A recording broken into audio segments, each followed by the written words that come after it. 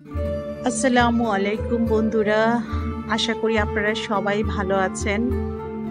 আমার মুসলিম ভাই বোনেরা এবং বন্ধুরা যারা আছেন, আমার জানা অজানা, চেনা অচেনা, আত্মীয় প্রতিবেশী যারাই আছেন, তাদের সবাইকে এই রমজানুল মুবারকবাদ, রমজানের শুভেচ্ছা জানাচ্ছি।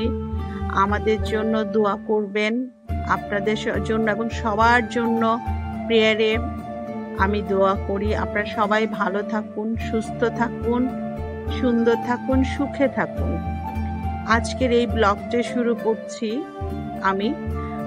আমরা কাঁচা মাছ কি করে ওয়াশ করে বা ধুয়ে আমরা রেফ্রিজারেটরে রাখতে পারি। অনেক সময় অনেকে মাছ রান্না করে, মাছের মধ্যে একটা আষ্টে গন্ধ থাকে, যে কারণে মাছ খেতে ভালো লাগে না এবং বাচ্চারাও পছন্দ করে না। বাচ্চারা বেসিক্যালি মাছটা কম খেতে চায়, কিছু কিছু বাচ্চা ছাড়া।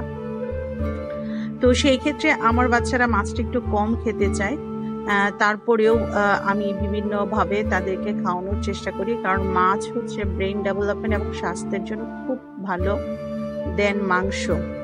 তো আজকের এই ব্লগটা আমি করছি এই কারণে যে অনেক বোনেরা আছেন যারা এই মাছটাকে কিভাবে ভালো করে ওয়াশ করলে মাছের যে আষ্টে গন্ধটা চলে যাবে এবং মাছটা হাইজিন থাকবে সেটা জানার জন্য। তো মাছটাকে অ্যাকচুয়ালি যার থেকে কিনেছি সেই ভদ্রলোক কেটে দিয়েছেন। কাটার পরে মাছটাকে বেশি করে পানি দিয়ে ভালো করে ধুয়ে নিয়ে একটা একটা পিস করে মাছের আঁচিলটাকে পুরোটাকে সরিয়ে নিতে হবে। এবং একটা আঁচিলও থাকতে পারবে না, কারণ আঁচিল যদি কেউ খাবারের মধ্যে পায় তাহলে সেই খাবারটা আর তখন খেতে চায় না, সে ঘৃণা করে। এরকম করে প্রথমে, আর এই যে উচ্ছিষ্ট অংশটুকু আছে সেটা আমি বিড়ালের জন্য রেখে দিচ্ছি, বিড়ালকে খাইয়ে দিব। মাছটা আঁচলাটা ফেলার পরে এটা বেশি করে জল দিয়ে ধোয়ার পরে লবণ দিয়ে আপনারা ভালো করে অনেকক্ষণ মাছটাকে একটু এদিক সেদিক নাড়াবেন, যেন প্রত্যেকটা মাছের মধ্যে লবণটা লেগে যায় এবং লবণটা মেল্ট হওয়া না অবধি মাছগুলোকে দু হাতে এরকম করে নাড়াবেন।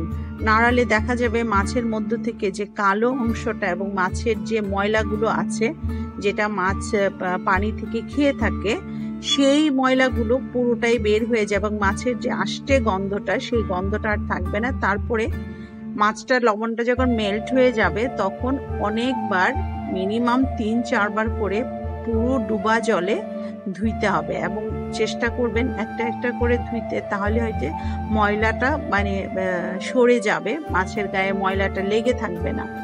এবং যত ভালো করে ধুবেন তত মাছটা ফ্রেশ হবে। আর আমি মাছটা কিনেছি একটা পুকুরের বড় রুই মাছ, 2 কেজি ওজনের রুই মাছ কিনেছি এবং এটা মাছটা খুবই ফ্রেশ। পেটে একটু ডিম ছিল, ডিমটাকে রেখে দিয়েছি, সিদ্ধ করে পরে ভেজে নেব। এরকম করে বেশি বেশি জলে আপনি 3 থেকে 4 বার করে মাছটাকে ধুইতে হবে, যেন একটু কালো ময়লা লেগে না থাকে। এবং ধোয়ার পরে একটা একটা পিস করে মাছ আপনি জল থেকে জলটাকে একটু চিপে নিয়ে ফেলে দিবেন, সরিয়ে নেবেন মাছটাকে।